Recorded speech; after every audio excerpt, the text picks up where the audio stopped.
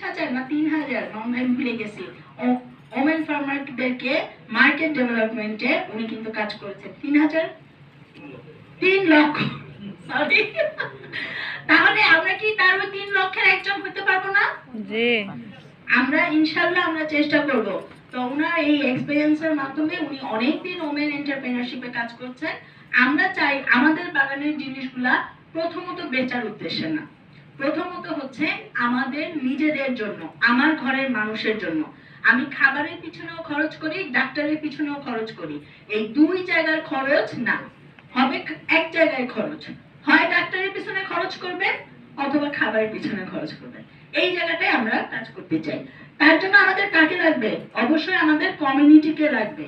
কারণ আমরা যে নতুন জ্ঞানগুলা নিব, নতুন জিনিস মানুষকে শিখাবো, সেই জিনিসগুলা যেন আমি সবাইকে বলতে পারি। তার জন্য যার কথা আমার এলাকার সবাই শুনবে, এরকম থাকে না নতুন কথা শোনানোর জন্য।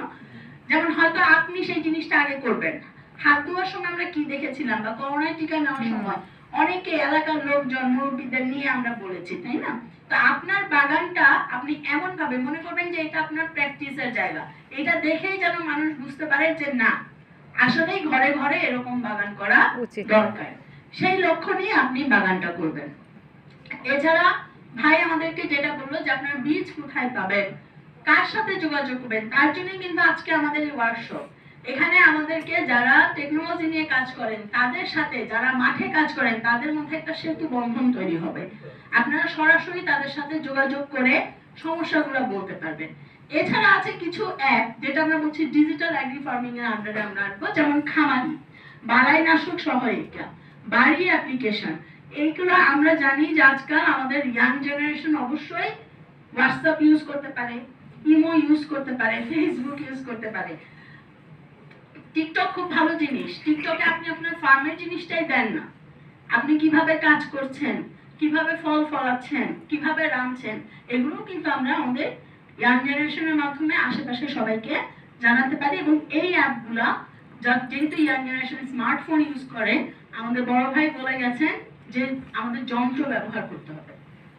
যন্ত্রের মাধ্যমে আমি সহজে এই অ্যাপগুলো যখন আপনাদেরকে আমরা শিখাবো কিভাবে কাজ করে, কি তথ্য পাওয়া যায়, দেখবেন আপনার জীবনটা অনেক সহজ হয়ে গেছে।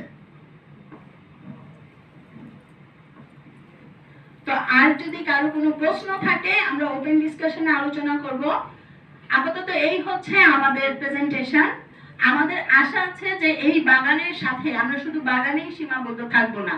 যার পুকুর আছে সে পাল চাষ, যার অন্য কিছু আছে তাকে আরেকটা কোনো চাষ বা ফার্মিং এর মধ্যে যেতে সে এক্সট্রা ইনকাম করতে পারে, এরকমও আমরা চিন্তা ভাবনা করছি। আমাদের চিন্তা ভাবনা প্ল্যানিং এ আছে, সোলার প্যানেল আনা, অনেক কিছুই আমাদের প্ল্যানিং এ আছে, আমরা ধাপে ধাপে জানাবো।